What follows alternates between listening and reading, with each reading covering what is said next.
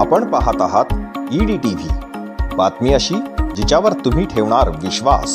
16 मई को जैन राष्ट्र संत युग प्रधान आचार्य श्री महाश्रमण जी लगभग 68 और 70 वर्षों का अंतराल के बाद आचार्य परंपरा के आगमन के इतना बड़ा अंतराल हुआ तेरापन धर्म संघ का आगमन का, तो आज बहुत उत्साह है लोगों में। जहाँ जहाँ पर भी गुरुदेव के चरण टिक रहे हैं वो धरती अपने आप में एक अलौकिक इतिहास का अनुभव कर रही है, अध्यात्म का।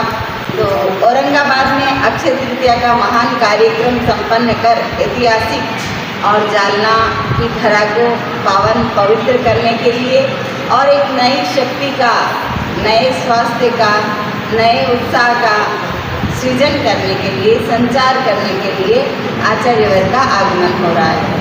मैं लगभग 1.5-2 महीने से देख रही हूँ कि यहाँ के लोगों में बड़ा भारी उत्साह है।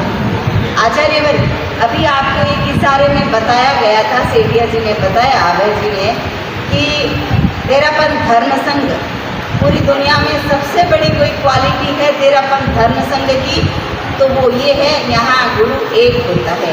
छोटे छोटे टुकड़ों में थोड़े थोड़े चेले, एक कुछ गुरु हो गए, 4 शिष्य 4, एक गुरु 10 शिष्य 1 गुरु, ऐसा नहीं है। तेरापंथ की क्या पहचान? एक गुरु और एक विधान। सबसे बड़ी शक्ति का राज ये है तेरापंथ की शक्ति का। और जहाँ शक्ति होती है, एकात्मकता होती है, एक मर्यादा होती है, एक प्रोटोकॉल होता है, वहाँ सृजन बहुत होता है।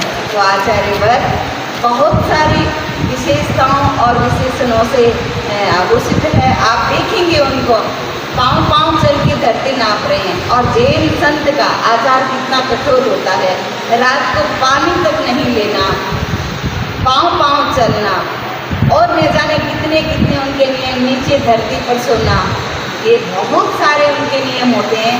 महातपस्वी होते हैं जैन साधु, तो उनके एक सामान्य साधु के भी चरण टिकते हैं। लोगों में एक नया एहसास और एक नई धन्यता का अनुभव होता है। तो एक बहुत बड़े संप्रदाय के आचार्य यहाँ आगमन है, जो लाखों लाखों लोगों के श्रद्धा के पात्र है। उनके प्रवचन, उनका साहित्य अपने आप में अलौकिक होता है। तो यहाँ की जनता बहुत लंबे समय से, जैन समाज के लोग बड़े एक एक दिन, एक एक घड़ी उनको अब इंतजार की तारी लग रही है। प्रतिदिन लोगों का जाना आना चल रहा है।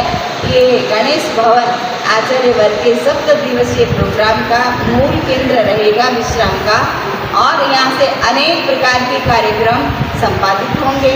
पटोत्सव क्या है, जरा उसके बारे में समझाइए। पटोत्सव का ऐसा है, आचार्यवर जब हमारे 10वें आचार्य श्री देवलोक पधार गए, काल धर्म को प्राप्त हो गए, उसके कुछ दिन बाद धर्म संघ के आचार्य ये बने। तो उनका जो वो दिन आता है ना, तो उस पट्ट पर बैठे थे, गद्दी दिवस, चादर दिवस कहते हैं उसको, उनको आचार्य पद की चद्दर उठाई गई थी। पूरा धर्म संघ मिलकर के हर आचार्य अपने जीवित काल में अपने अग्रिम आचार्य को नियुक्त कर देते हैं युवाचार्य के रूप में।